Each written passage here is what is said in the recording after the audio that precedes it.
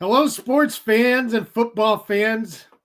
I know in Atlanta, hopefully in a lot more places too. Let's build this audience.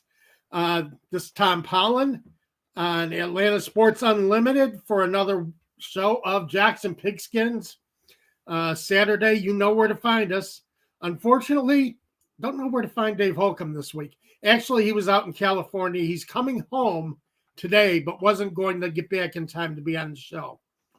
So you get me driving the show all morning for the next hour. And this should be interesting if nothing else. We're going to talk about the Falcons last week. They had their 2 games in 5 days. Dave and I talked about it last Saturday. And we're looking at how the Falcons could really take control of this division with 2 what we felt were winnable games this past week. And we're going to talk about what happened and how this team fell apart. Zozo's joining me, and I know everybody wants to talk to Zozo and find out Zozo's opinion. And we're going to get that, aren't we, Zo? No, she just wants attention. So, but we'll talk about that. We're talking about Marcus Mariota, as I was seeing a lot of tweets about him during the game. I watched that game. I know I didn't have as much of a stake in that game as Falcons fans. But I do have a stake in that game because I'm a Falcons follower. I want to see the Falcons win. And it was a frustrating game to watch. So we're going to talk about a couple of things I loved and loathed about this past week. And we're going to go into kind of what you feel were and I want to hear from a lot of the audience on this, what you feel were the positives and negatives from the first half of the season. We are heading into the second half of the season. I know it's amazing, isn't it? Feels like we just started this thing. Feels like we had week 1 just, about 10 days ago. And we are in the middle of the season. And what's your positives and negatives? Let me know what you think about what the Falcons have done or anything in the National Football League that you think is a positive or a negative from this season so far. And we'll give you my Nostradamus predictions. The predictions I made on air last Saturday, I was 2-0-1. I had 1 push, 1 tie score. Overall, I put 2 sets of picks on Twitter, and I was 4-0-2. So did not have a loss last week. I had a very good week as far as my picks, and we will give you 3 picks from Prize Picks, 3 player props from Prize Picks. And going into that, Prize Picks is a show sponsor. When you sign up, use the code ASU for Atlanta Sports Unlimited. You get a $100 match for your first $100 deposit. So money to go ahead and bet player props. There's a lot of them for the NFL this week. You have the NBA in action and plenty of player props for the NBA. I know people love to play the NBA. People don't play the NHL as much, but the NHL is up there. You can play NHL props if you want to. So a lot of ways you can play on Prize Picks. And, I encourage you to sign up. As I said, it's like playing fantasy football. It's just as frustrating as playing fantasy football, especially when your player comes within about 2 yards of making their target and you just go crazy. It's frustrating. You're like, 1 more carry, please. But it just doesn't work that way. So, again, Dave is off today. I am in, and I'm with you solo. And I want to talk about the Falcons because, as I said, Dave and I were feeling good going into this week. The Falcons were 4-4. They had a lead They were in first place in the AFC South. This was the time to take control of the division.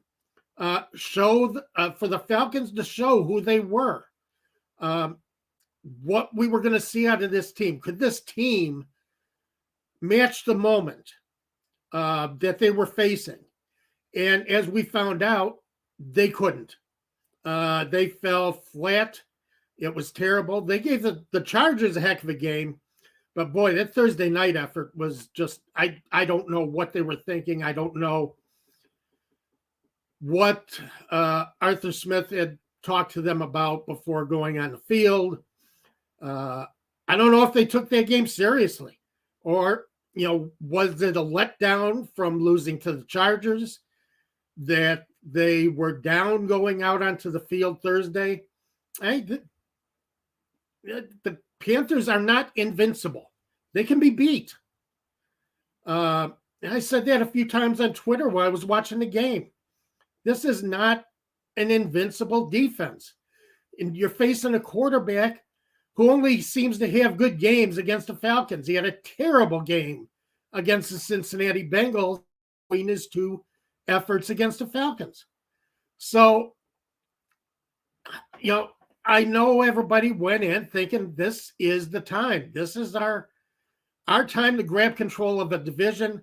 Tampa Bay is not playing well. Tampa Bay barely beat the Rams last week. And they're a team that seems to be falling apart from within.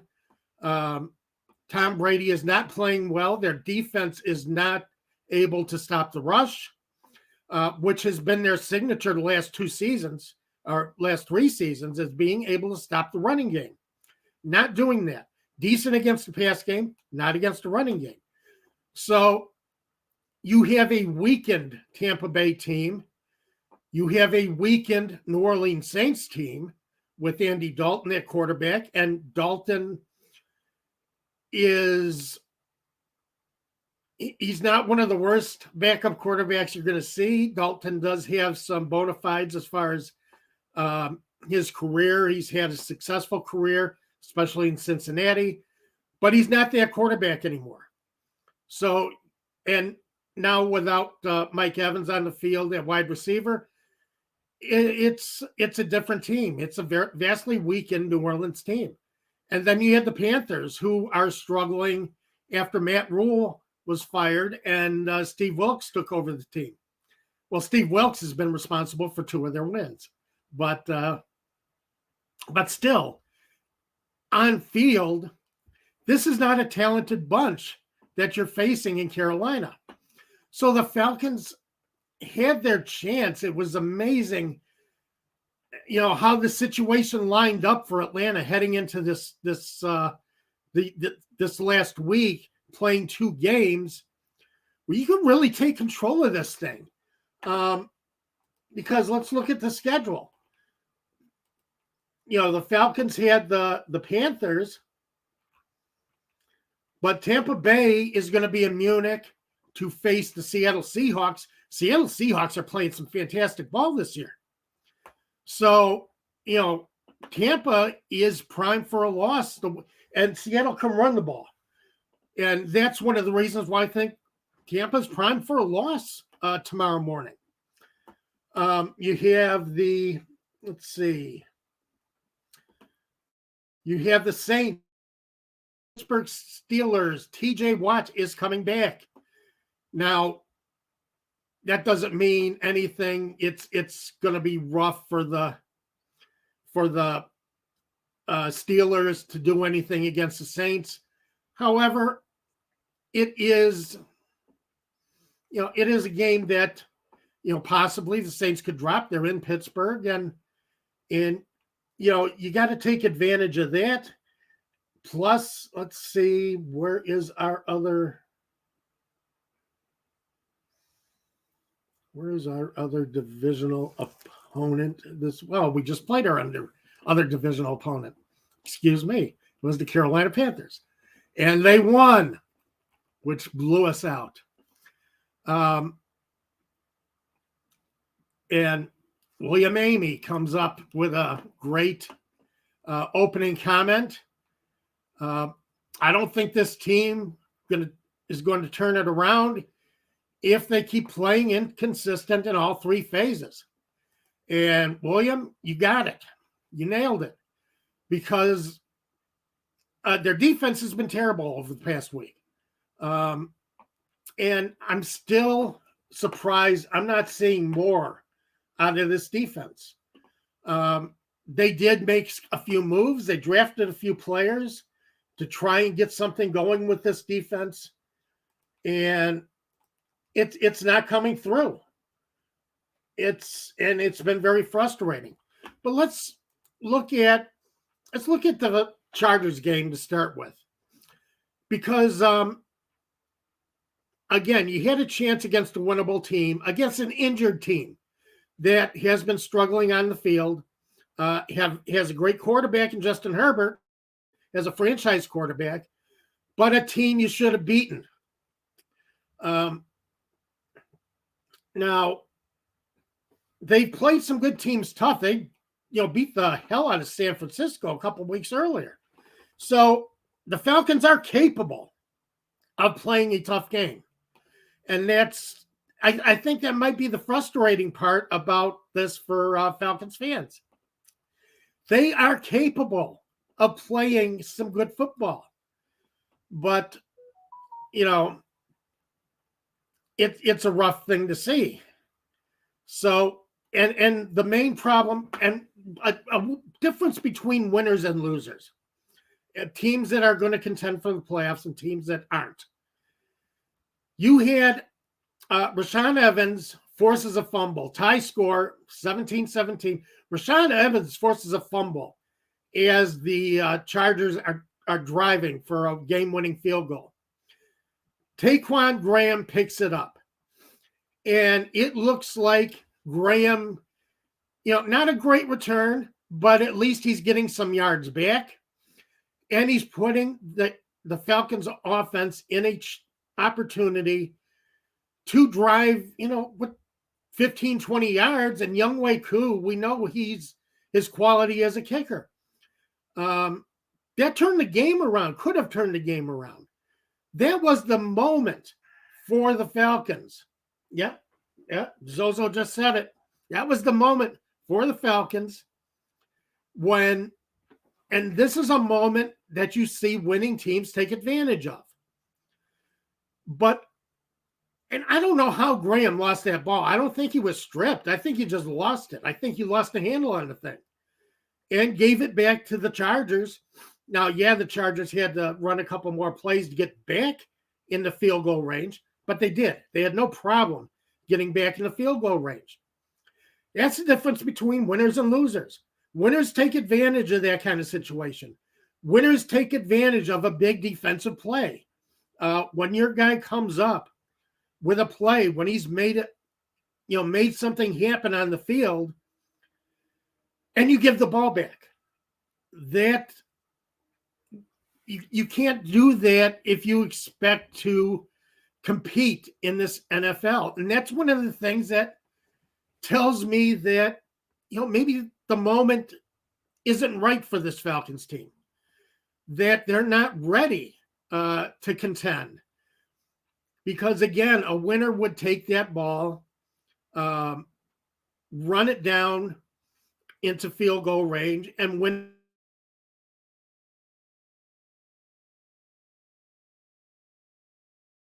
the game. Oh, lost my signal for just a moment. But that's a frustrating part of what we saw last week. And another thing against the Panthers, again, I watched that game. And my wife was saying just before the broadcast, she saw me holding my head down, holding my head in my hands because of the things I was seeing on the field. It was just incredible. Carolina defense, as I said earlier, is not invincible.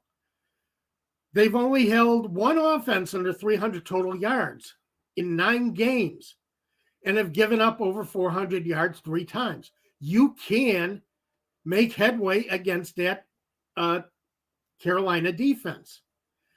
The Falcons did it 10 days earlier when they were fortunate to win that game at home against Carolina, but they did win it. And you see, that's another difference. That's why I thought maybe the Falcons were ready for the moment, because you win a game that you actually should have lost. Eddie Pinheiro missed an extra point and then went wide left with his field goal try in overtime. And the Falcons came out and won that game. And that's a sign of a winner.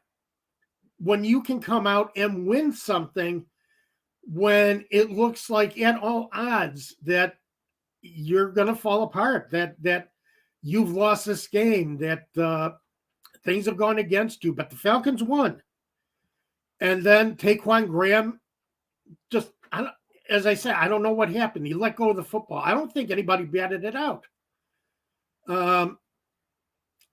I think he just lost control of the ball. And that's, again, you lost your chance to win. You had a chance to really make something happen. So the Falcons could have won against the Chargers, but went the way of how losers play a game and make the big mistake in the last minute and didn't take advantage of the Panthers. I don't know. Did Arthur Smith have a plan against the Panthers? Did they watch? It looked like Steve Wilkes and his coaching staff had watched a tape of their game against the Falcons 3 or 4 times, because they were ready when they came out to play the Falcons Thursday night. And I don't know where the Falcons' heads were. Were they down because they lost that game against the Chargers? Were they kind of beaten up? Were their heads in the right place? Well, that's Arthur Smith's job, is to get their heads in the right place. It's his job to say, we've beat these guys 10 days earlier. We can beat them again. We can go out and do this.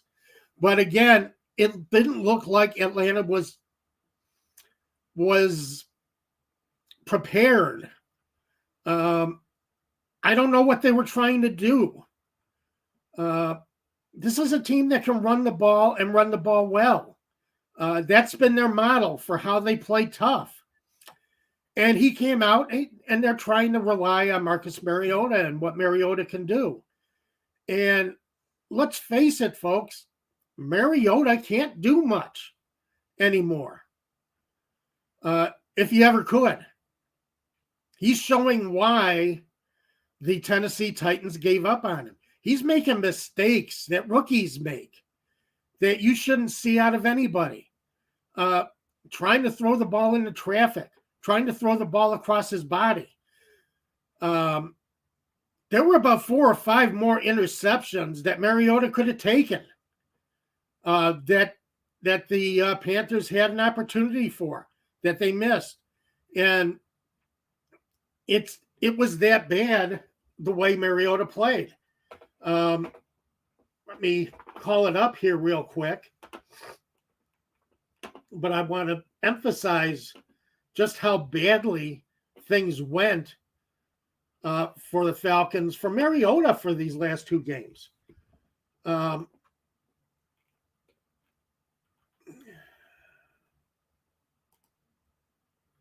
Okay, Mariota against the Chargers completed 12 passes and 23 attempts for 129 yards. And that's pitiful for 23 attempts. You can't do that. Had a passer rating of, rating 68.9. All right, that's, you're getting down in Blaine Gabbert range, Blake Bortles range. That's not what you're going to see out of a top quarterback. Out of the 2 games, his last 2 games, he's 31 of 53, 22 incompletions, 315 yards. 315 yards, that's a game for a good quarterback. And it's 2 games for Marcus Mariota. 80.3. That's near the bottom of the league as far as passer rating. And passer rating matters. took 7 sacks, 2 touchdowns, 1 interceptions. Should have been a lot more interceptions. Let's admit it. So, yeah, I'm coming down hard on the Falcons here because they deserve it. Because they had something good within their grasp. Larry Orange chimes in with, I didn't understand the play calling. I think the Falcons ran the ball only 25 times. Was Arthur trying to surprise Carolina? And that's what I'm getting at, Larry, is the running game has been your strength. Tyler Algier and Caleb Huntley have really done a great job carrying this team, carrying this offense. Mariota is playing pathetic. Mariota had one good game so far this year against San Francisco. He only threw the ball 14 times, 13 completions, and 144.6 passer rating, 2 touchdowns, no interceptions. So, he only threw the ball 14 times. The Falcons have been running the ball. They've been relying on their running game. And you're right, Larry. I don't know. Were they trying to fool the Panthers, saying that, well, we ran the ball well against you 10 days ago. Now we're going to come out with our passing game and we're going to shock you. Well, they didn't surprise anybody because Carolina was ready. And as I say, Carolina looked like they skipped the Bengals game and went straight to studying Falcons tape because they played terrible against the Bengals. They came out awful, but they looked good against the Falcons. Both games this week. I don't know what the Falcons were doing because that ground game, it keeps the ball out of your opposing quarterback's hands. And it puts time pressure on the opposition because you're running the clock. And you're frustrating the opposition because they can't stop you. You are gaining first downs by running the football. You're moving the ball slow. It's slow. It's not the most glamorous type of game that you want to see in the NFL. But it wins. And it's winning for a lot of teams this year. That's how the Bears have been playing the last 3 weeks after getting beat by the Commanders on a Thursday night football game. They went back and reevaluated their entire offense. Now, all of a sudden, they are showing faith in Justin Fields' ability to run, but Justin Fields' ability to pass off his run. So, and that's why the Bears have been scoring points the last few games. Now, their defense is, they traded away Roquan Smith, and it's just opened up a huge hole in their defense. But their offense is actually playing in an NFL-level offense. But as I say, it's not glamorous. It's not Pat Mahomes being the human joystick. It's, but it works. Whatever wins football games, that's what you got to do. And it's a frustrating thing. And looking at Mariota's performance, and I was seeing a lot of tweets this past week from Atlanta fans on my timeline who are really sick of seeing Marcus Mariota as their quarterback and want to see and are ready to see Desmond Ridder. And for a while, I was thinking that maybe they were overreacting to a few of the things. Mariota has been good in spots. He hasn't been consistently good, but he's been good in flashes during games.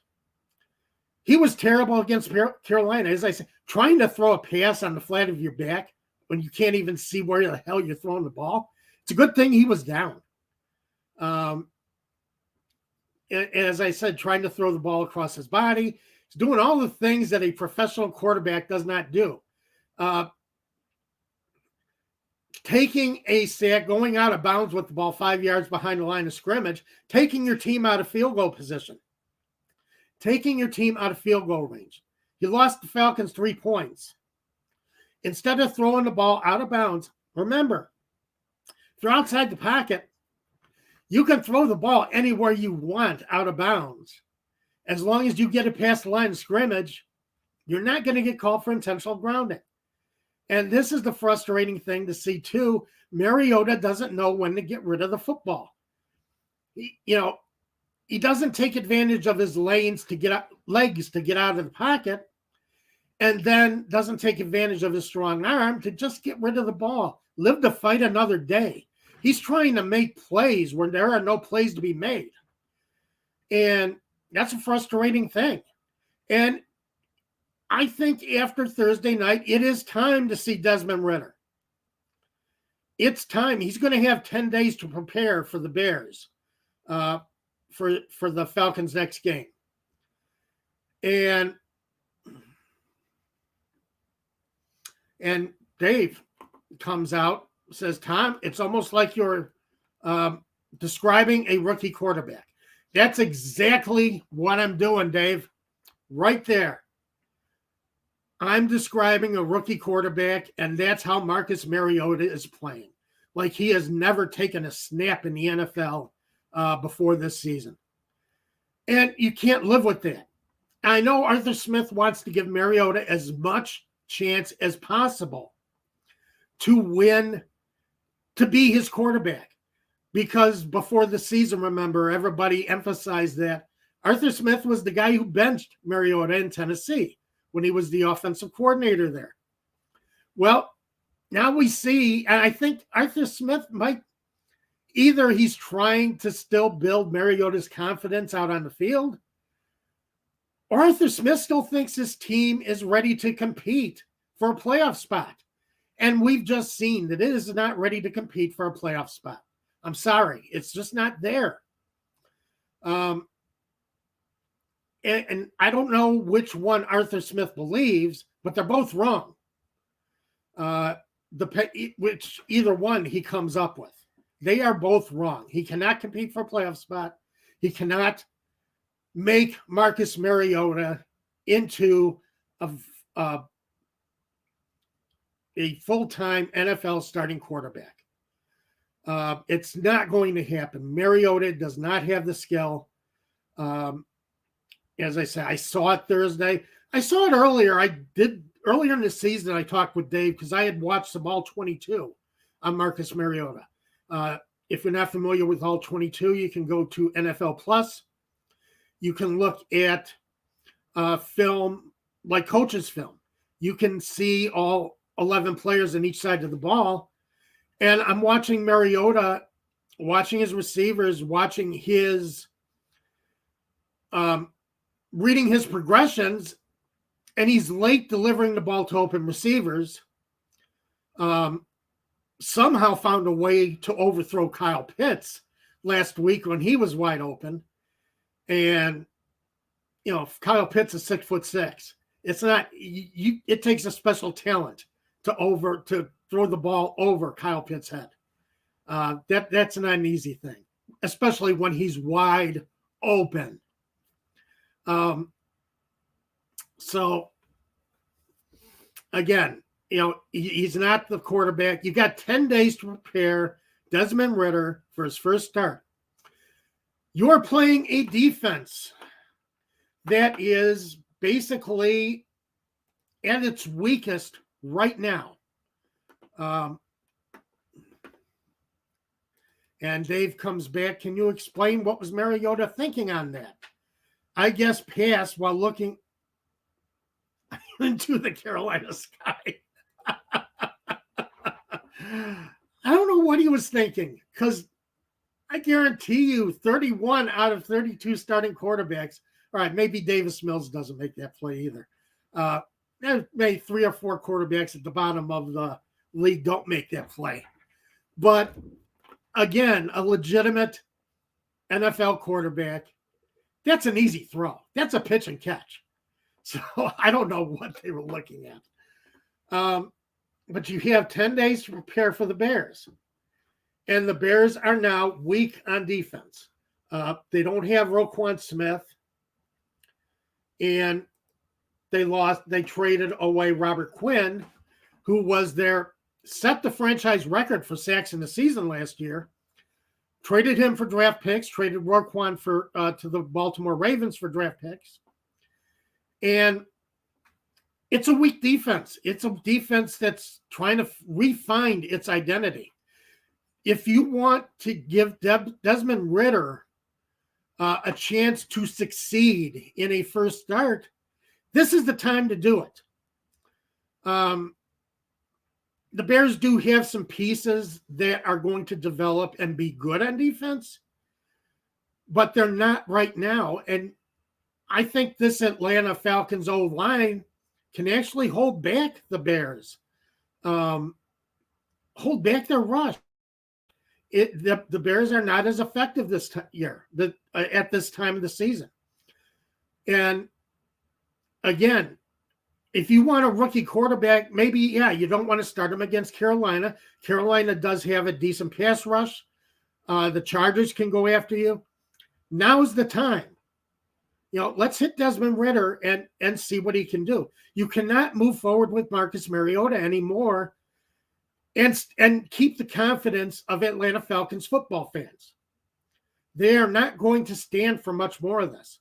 Believe me, from what I saw watching the game and watching my Twitter feed, Falcons fans aren't going to stand much more of it, and they shouldn't. You shouldn't stand much more of this. You have a rookie. Yeah, you don't know what he has, but let's find out, because you know what you have in Marcus Mariota. And it's not enough to get you through the rest of the season. Positive and negative from the first half of the season. I don't see many positives because I don't think the Falcons pass rush has made an impression yet. They have gotten a little more pressure, but they're not getting to the quarterback. They're not making the big play on defense. And that's a rough thing. It's you've got to get pressure on the quarterback. You got to take the quarterback out of his game. And it's just frustrating when you see that Grady Jarrett, your interior lineman, Grady Jarrett, is leading your team in sacks. That shouldn't be the case. Grady Jarrett is just a giant among mortals right now on that Atlanta Falcons defensive line. Grady Jarrett is doing everything possible to try and make this Atlanta defensive line work, but he should not be leading your team in sacks. Defensive tackles kind of gum up the middle against a run. They take on two blockers. They allow linebackers to make tackles as against the running game. They bring pressure up the middle. They force the quarterback not to be able to step up into the pocket in the passing game. That's Grady Jarrett's job, and Grady Jarrett does that job magnificently. But he should not be leading the team in sacks. Ibikide should be a guy who is establishing himself as an edge rusher. That's what he was drafted for. That's why the Falcons passed on some potentially good pass rushers to take Drake London. And I think Drake London has played fantastic. I do think Drake London's going to be a quality receiver in the NFL. However, used to have a writer friend who called wide receivers, first-round wide receivers, the shiny hood ornaments of a team. Meaning that, they make your team a little flashier. They look good. They're going to, help your offense. But teams are built on the offensive and defensive lines. And while Drake London is a quality player, and he's going to be a quality player for the Falcons for a long time, but you missed on what you could have had to really build a solid defense to take Drake London early in a draft that was filled with quality wide receivers. And now you're paying for it because, again, Lorenzo Carter has got 2.5 sacks. He's the only guy who's got multiple sacks on this Falcons defense. All right, they're not making a difference. And Rashaan Evans has been the top linebacker on this Falcons defense. Rashaan Evans is going to be a solid piece of this defense moving forward. And you have to be encouraged by that. Michael Walker's been up and down. But overall, I'm disappointed in this defense. This defense has not done what we've all expected it to do, what we went into this season looking for it to do. We were looking for this defense to play better in the secondary. I talked about that with Mad Mike earlier in the season, or earlier before the season, as we were heading into the season. Mad Mike subbed for Dave 1 week, and we talked about the Falcons secondary, and we were encouraged about the Falcons secondary. And it's been a disappointing thing, but again, it's hard for your secondary to hold coverage, hold continuous coverage when your defensive line is not getting to the quarterback. If your defensive line is not creating pressures, not forcing the quarterback to not be able to go through his his progressions, and forcing a quarterback to have to throw the ball early or off time, that's the key to a defense. And the Falcons aren't getting that. The Falcons' running game is a positive. Do you have any other positives or negatives? I think we're going to have to see whether Desmond Ridder is the quarterback. Mariota is a negative, definite negative.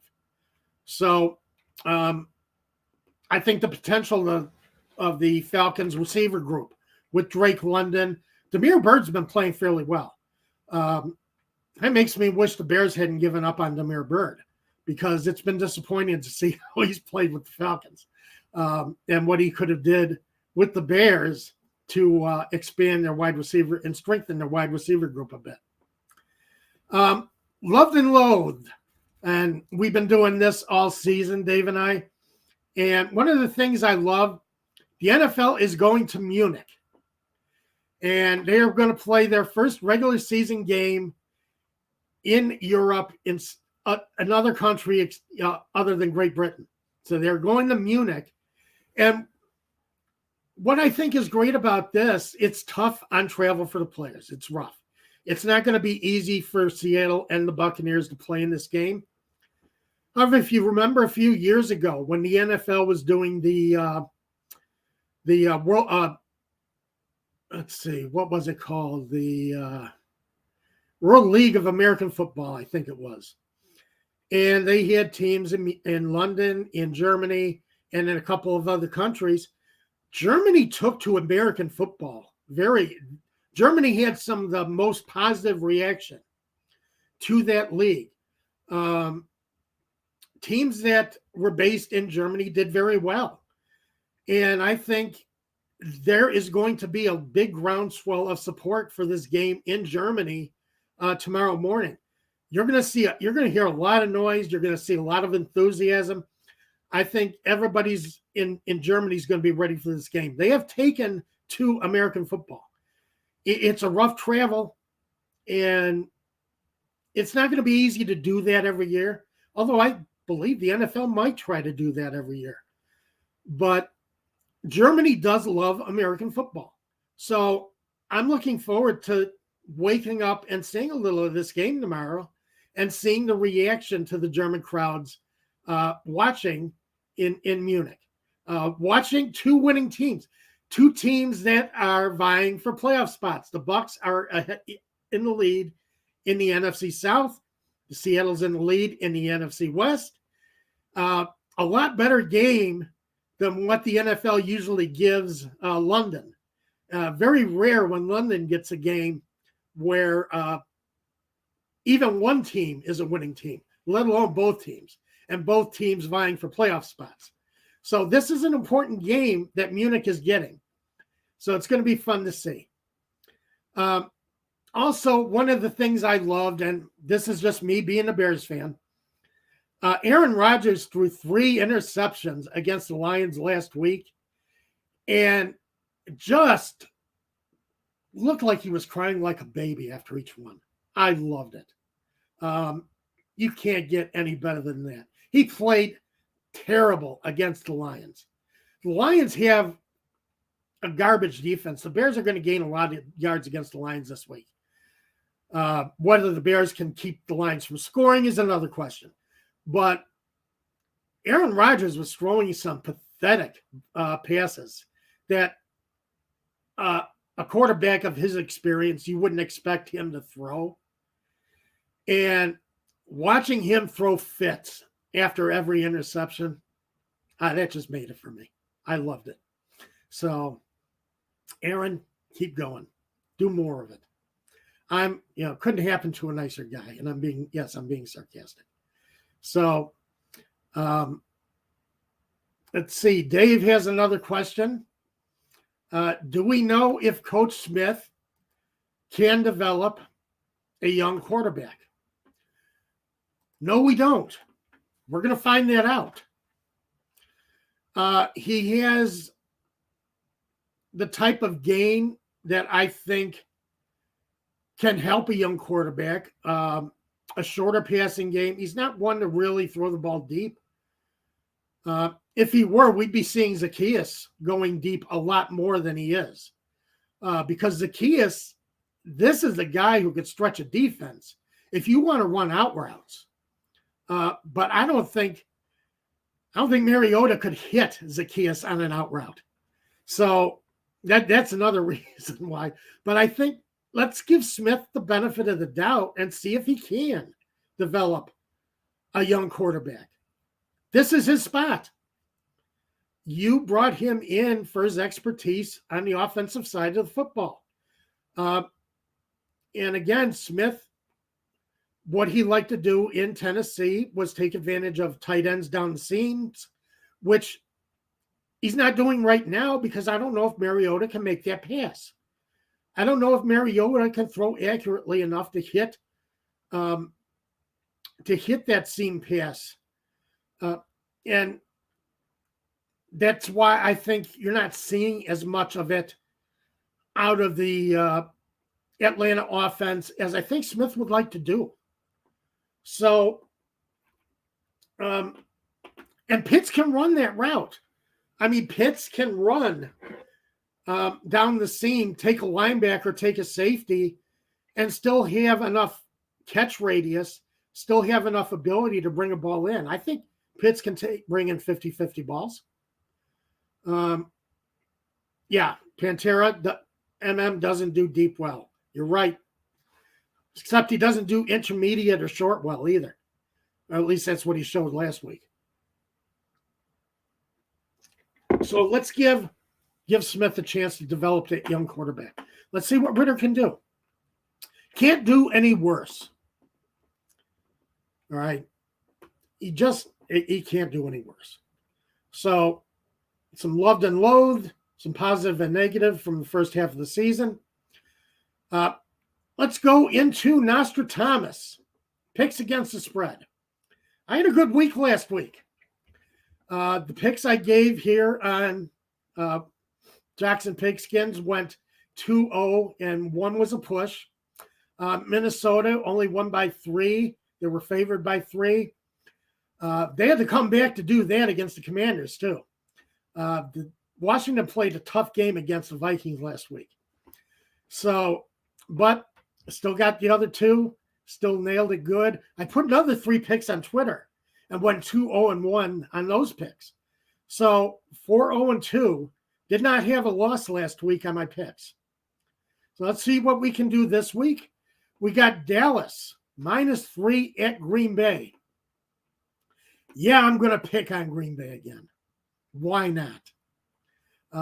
That's what they're there for. That's what Aaron Rodgers, he's brought it on himself. The Packers are on demand at best, dealing with too many injuries right now. David Bakhtiari has been limited in practice. David Bakhtiari, their left tackle, has been hurt all season. Elton Jenkins, their other right tackle, has been hurt all season. He's limited. He might not play. Romeo Doubs, their rookie wide receiver, is out.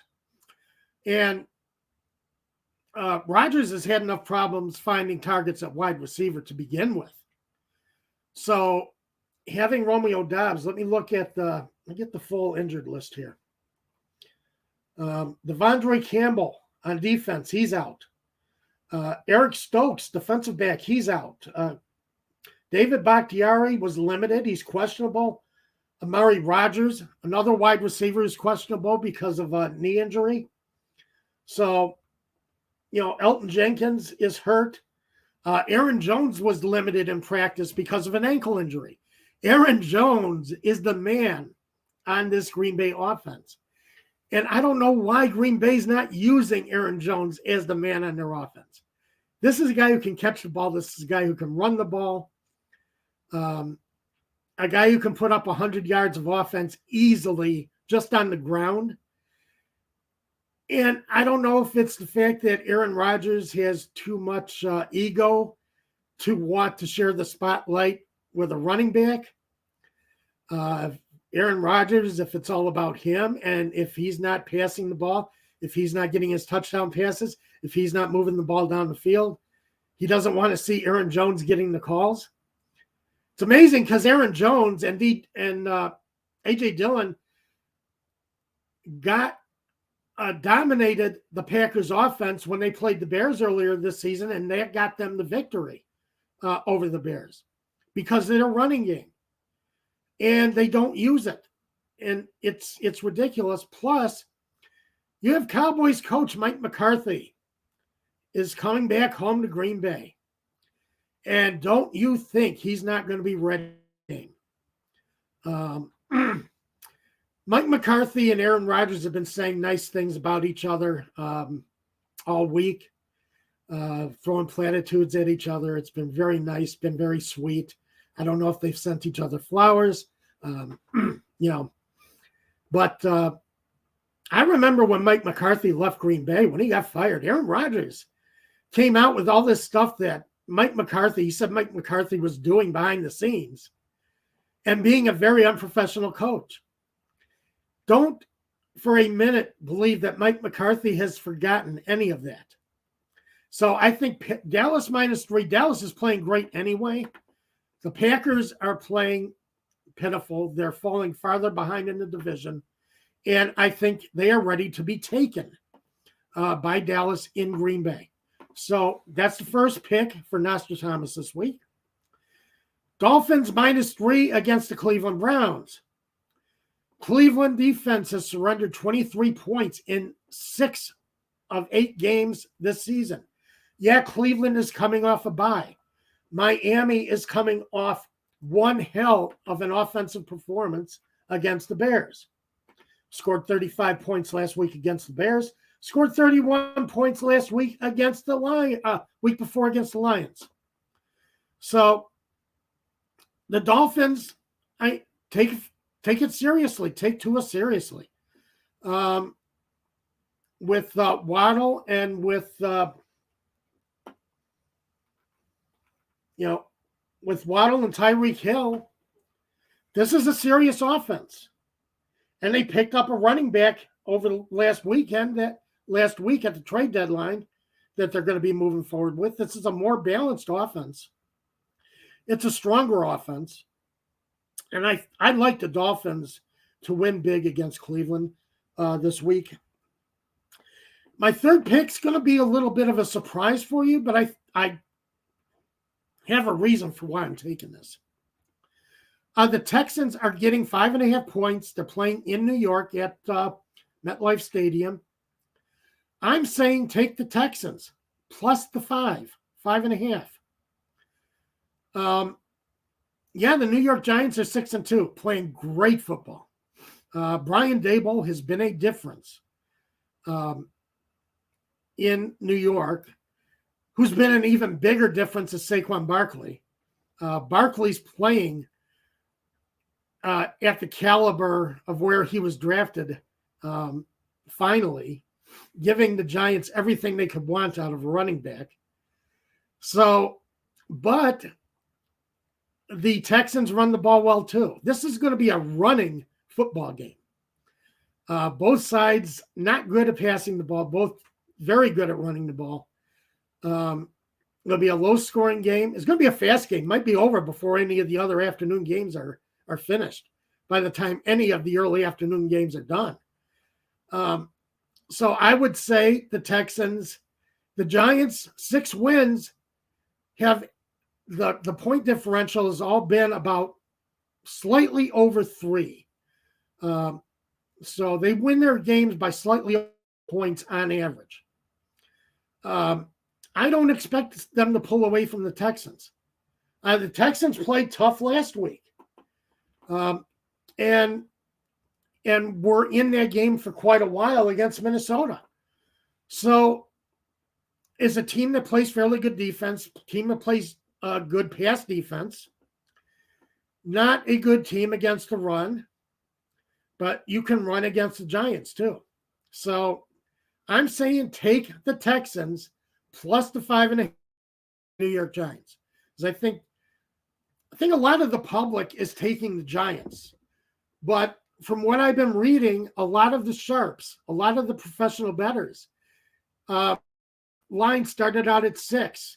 And why it's not 6 anymore? Because the sharps took a bite out of that line. They dropped it down to 5 because they came in heavy on the Texans. Because they don't think that the Giants can cover a 6-point spread. Guess what? I don't think the Giants can cover a 6-point spread either. So I like those 3 games. Take, again, the Texans plus the 5.5. If you are so inclined, take the Dolphins -3 against the Browns. Take Dallas -3 Green Bay. To me, that is the gimme of the week. All right. That's the one that the sports books are giving you. Because I like Dallas's defense. Dallas is moving the ball on offense. And Aaron Rodgers just looks frustrated because without Davante Adams, he doesn't know what to do in the backfield. And Matt LaFleur does not know what to do to compensate for missing Davante Adams. They are not making use of Aaron Jones. So do not expect Green Bay to beat Dallas or come within 3 points of Dallas in that game. Now, finally, to close out the show, we're going to give you some Prize Pick bets. And remember, Prize Picks is the sponsor of Atlanta Sports Unlimited. Make your first deposit of up to $100. They will match it. So you get $200, $100 free to go out there and play. Use the promo code ASU, Atlanta Sports Unlimited, when you sign up, so that they know that you came. We encouraged you to sign up, and we're the ones who are going to help you take money away from them. Now, actually, that's sports books don't go out of business. There's a reason why sports books don't go out of business. But I'm going to give you 3 picks who I think can really make a difference this week. To start with, we got Kenneth Walker with the Seattle Seahawks. His over-under for rushing yards is 77.5. I say take the over on Kenneth Walker running yards. He has been the starting running back, I think took over in week 3 as starting running back for the Seahawks. He's been averaging 22 carries and 106 yards, rushing yards in their last 4 games. And the Buccaneers, as I said earlier, vulnerable against the run. I think Kenneth Walker is a great pick. I think he's going to bust 100 yards again. So Prize Picks is giving you that player prop at 77.5 rushing yards. I love it. Take it. Enjoy it. Darnell Mooney. Yeah, I'm giving you a Bears player. I know. Yeah, you're probably tired of hearing about the Bears right now. Guess what? You're coming up on the Bears next week. So don't think I'm not going to be trash talking next week.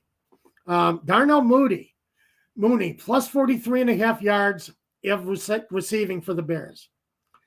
The Lions are very, very vulnerable through the air. This is a time when Justin Fields can make a lot of noise through the air for the Bears. He has been throwing the ball reliably, set an NFL record for single game rushing for quarterbacks last week with 178 yards. I think he's going to do more passing this week. Darnell Mooney is his favorite receiver. He loves Mooney. Chase Claypool is still working his way into the Bears lineup. They are going to give Claypool a little more to do this week. But when Justin Fields needs a receiver, Darnell Mooney is the man. Take him at the 43.5 over receiving yards for the Bears against the Detroit Lions. Another Bears player prop is Justin Fields. They're going combos here. And it's something I hadn't seen Prize Picks do before, but it's interesting. Justin Fields and Cole Kmet over, basically saying over half a rushing or receiving touchdown. Fields ran for 178 yards last week, ran for a touchdown. Count on Fields to get a touchdown. He also likes Cole Kmet through the air in the end zone. Kmet's a big target, and Kmet has come through for Justin Fields in the end zone. I think you will get a touchdown out of one of those players this weekend. So there you go. Justin Fields, Cole Kmet, at least one rushing touchdown. That's all you got. That's all they got to get. And I guarantee you, against that Detroit defense, they're going to get it. Detroit is going to score. Bears are going to score. It's going to be a high-scoring game. Take Kenneth Walker, Seattle, over 77.5 rushing yards. Take Darnell Mooney, because Fields is going to be targeting Mooney, over 43.5 yards. Dave and I were very good on our picks last week for Prize Picks.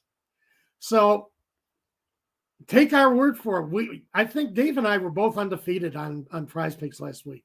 I got to go and rewatch the show and pick it up. But we had a hell of a show on Prize Picks. So believe me, we're going to give you some great opportunities here. And hopefully you take advantage of it. Sign up. As I said, the promo code is ASU, Atlanta Sports Unlimited. And, you know, we want to drive more traffic to Prize Picks. They sponsor our YouTube site. They sponsor us, and it's a nice place to be able to play some player props and do some, add to your fantasy picks over the weekend. And it's about as much time as we have this week, coming up on the hour mark. Again, this is Tom Pollen, wishing Dave Holcomb the best this weekend. Looking forward to having Dave back next week. As I say, you got a week where you can kind of recover from what the Chargers did against, what the Falcons did against the Chargers. And the Panthers, kind of put your heads back together.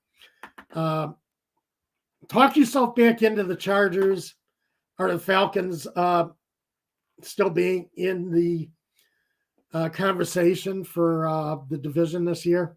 Dave and I will talk a lot more about that next week, about the games that are coming up. Because before their bye week, Falcons have the Bears, Washington Commanders, Pittsburgh Steelers.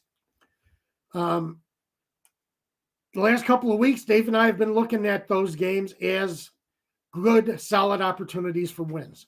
But then we thought the Chargers and Panthers would be good opportunities for wins. So Dave and I will talk about that next week, about the upcoming schedule, the second half of the season. And it's been great. I appreciate having you all with me. Always appreciate you showing up on a Saturday morning to participate in the show with me and Dave. And I know Dave appreciates it a lot. So everybody have a wonderful rest of your Saturday. And we will talk to you next week. Have a great week, everyone.